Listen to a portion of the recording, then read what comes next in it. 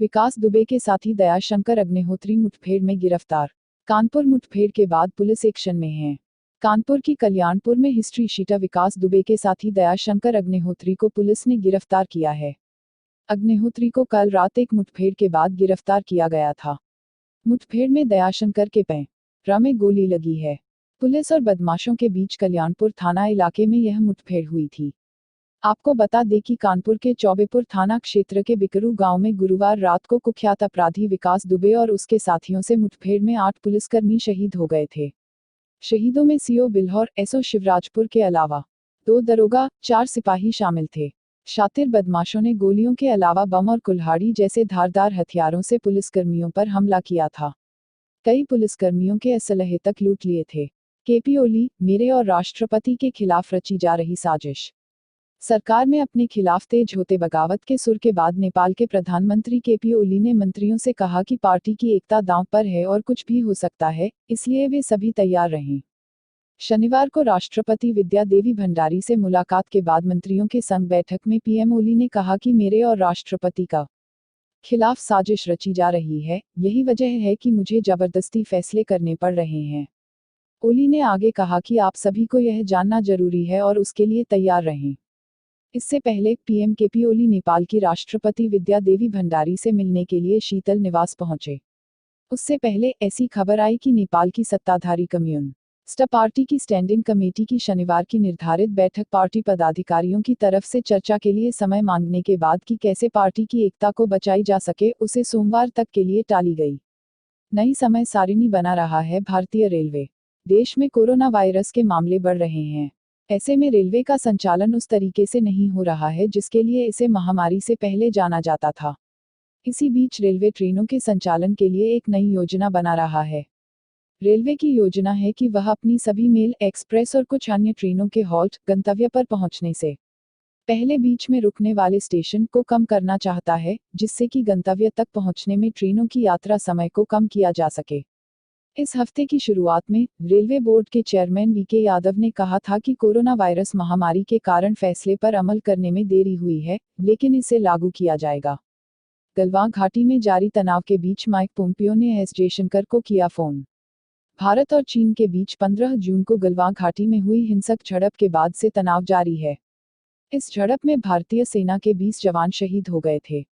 इसी बीच अमेरिका के विदेश मंत्री माइक पोम्पियो ने अपने भारतीय समकक्ष एस जयशंकर के साथ फोन पर बातचीत की। सूत्रों का कहना है कि पोम्पियो ने लगभग 10 दिन पहले फोन किया था और संकट के समय भारत को अमेरिका का समर्थन देने की बात कही थी। मार्च से अब तक जयशंकर और पोम्पियो ने लगभग 3 बार एक दूसरे से बात की है। हालांकि गलवान घाटी में हुई हिंसा के बाद दोनों के बीच पहली बार बात हुई।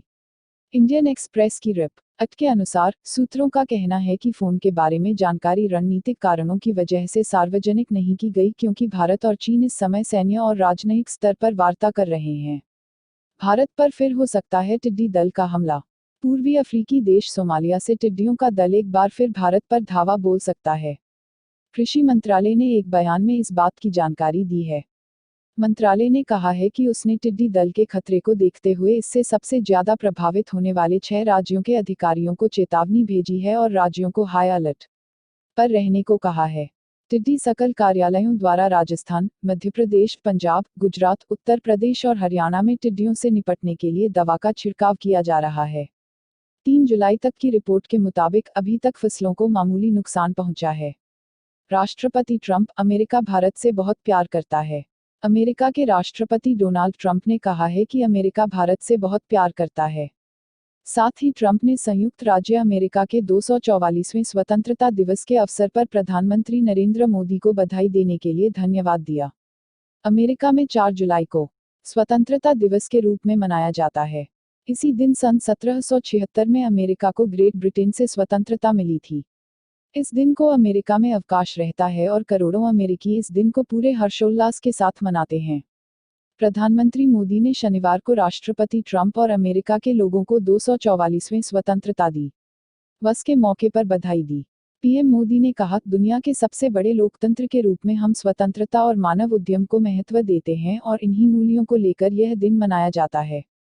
हीरो साइकिल्स ने चीन को दिया 900 करोड़ रुपए का झटका। हीरो साइकिल्स ने चीन को बड़ा झटका देते हुए 900 करोड़ रुपए के व्यापारिक सौदों को रद्द कर दिया है। कंपनी के चेयरमैन और मैनेजिंग डायरेक्टर पंकज मुंजाल ने शुक्रवार को इसकी घोषणा की। मुंजाल ने मीडिया से बात करते हुए कहा, अगले 3 महीनों में हम चीन के साथ 900 करोड़ रुपए का व्यापार करने वाले थे, लेकिन हमने इन्हें रद्द कर दिया है।